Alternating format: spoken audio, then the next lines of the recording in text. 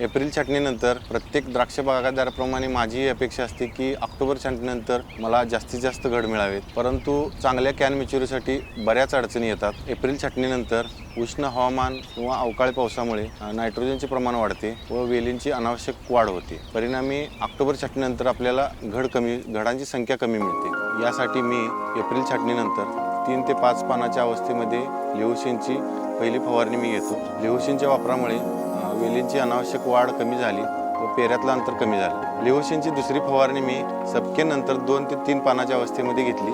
यामुळे सूक्ष्म घड निर्मिती चांगली झाली। त्यामुळे ऑक्टोबर छाटणीत मला चांगली घडे येतील याची खात्री झाली। लेव्होसिनच्या वापरामुळे काडी चांगली परिपक्व झाली, पेऱ्यातील अंतर कमी झाले व सूक्ष्म घडांची निर्मिती चांगली झाली। एप्रिल छाटणीनंतर BSFचे लेव्होसिन 1 मिली प्रति लिटर पाण्यातून नक्की वापरा। लेव्होसिन सारखा खूप सुंदर प्रोडक्ट आम्हाला दिल्याबद्दल मी BSF कंपनीचे मनापासून आभार मानतो।